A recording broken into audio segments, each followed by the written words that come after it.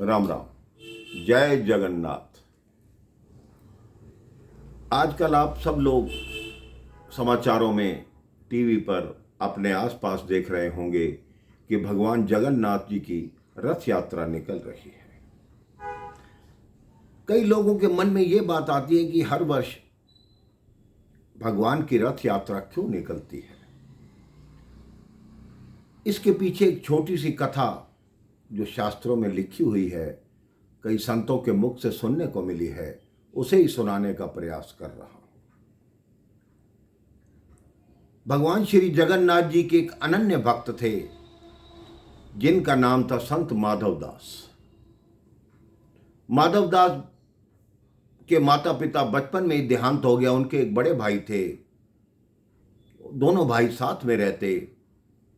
बड़े भाई ने तो सन्यास ले लिया, लेकिन माधवदास जी का जबरदस्ती विवाह करवा दिया। विवाह के कुछ वर्ष पश्चात भाई सन्यास लेके चले गए और उनकी पत्नी का भी देहांत हो गया। तब माधवदास जी ने सोचा कि अब अपना पूरा जीवन श्री जगन्नाथ जी के लिए ही लगाऊंगा। माधवदास जी की भक्ति इतनी प्रबल थी कि श्री जगन्नाथ जी उनके साथ आके विचार विमर्श करते, वार्ता करते, उनसे बातें करते। शाम को सागर किनारे दोनों साथ में टहलते थे। किसी और को ये प्रत्यक्ष नहीं होता था, लेकिन माधवदास जी को प्रभु के दर्शन लगातार होते थे। एक बार ऐसा हुआ कि माधवदास जी बीमार हो गए। उनको अतिसार हो गया, अर्थात दस्त लग गए, उल्टियां होने लगी। कोई चीज खाते थे वो पचती नहीं थी।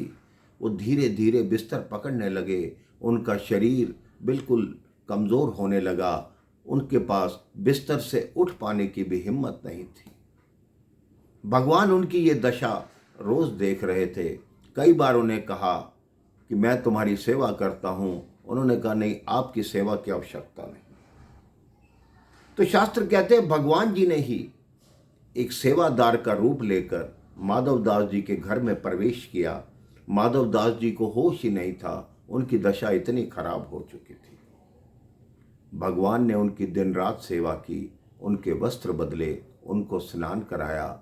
हालांकि उनका जो मल मूत्र होता था उसको भी भगवान ने ही साफ किया।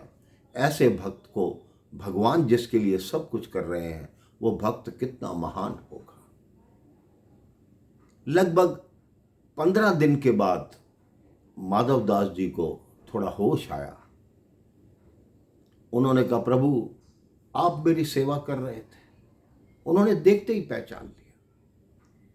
कहते, हाँ मैं ही सेवा कर रहा था। कहते, आप तो पूरे त्रिलोक के मालिक हैं। आप चाहते तो मेरी पीड़ा अपनी एक वाणी से ही समाप्त कर देते। आपको मेरे शरीर को इतना कष्ट देने की क्या आवश्यकता थी। तब श्री जगन्नाथ जी ने कहा, मैं नहीं चाहता कि तुम दोबारा जन्म लो। ये पिछले जन्मों के जो कर्म हैं उसका फल मैं तुम्हारे इसी जन्म में ही समाप्त करना चाहता था। इसलिए तुम्हारे शरीर को ये पीड़ा हुई। लेकिन अब तुमने कहा है कि मैं तुम्हारी पीड़ा नहीं हर सकता, तो तुम्हारी पीड़ा के जो 15 दिन बाकी रह गए हैं वो मैं लेता हूँ। अब 15 दिन मैं बीमार रहूँगा और तुम ठीक रहोगे। ये वही दिन है मेरे भाई बहन, जब श्री जगन्नाथ जी की रथ यात्रा आरंभ होती है। उसके 15 दिन कहते हैं कि वो एक अलग मंदिर में उनको ले जाया जाता है। वहाँ वो बीमार हो जाते हैं। प्रतिदिन वहाँ डॉक्टर जाता है, उनका चेकअप होता है। 15 दिन के बाद प्रभु ठीक होते हैं, तब अपने मंदिर में वापस विराजमान होते हैं।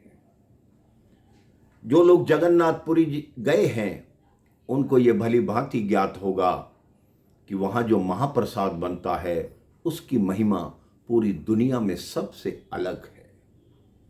कहते हैं कि वह 7 हांडियां एक दूसरे के ऊपर रखी जाती हैं, नीचे अग्नि जलाई जाती है। लेकिन आप आश्चर्यचकित रह जाएंगे, सबसे पहले सबसे ऊपर वाली हांडी का खाना पकता है। ऐसे नीच करते करते सबसे अंत में जो हांडी आग के बिल्कुल निकट है उसका खाना सबसे अंत में पकता है। ये जगन्नाथपुरी के चमत्कार हैं। आप जगन्नाथपुरी की ध्वजा देखिए, वो हवा से विपरीत दिशा में बहती है। जगन्नाथपुरी के ऊपर से कोई भी हवाई जहाज़ जा नहीं सकता, क्योंकि किसी में इतनी शक्ति नहीं जो उस मंदिर को पार कर सके। आप भी अपने जीवन को सफल बनाना चाहते हैं तो एक बार श्री जगन्नाथ जी के दर्शन करके आइए। राम राम, जय श्री राम, जय जगन्नाथ।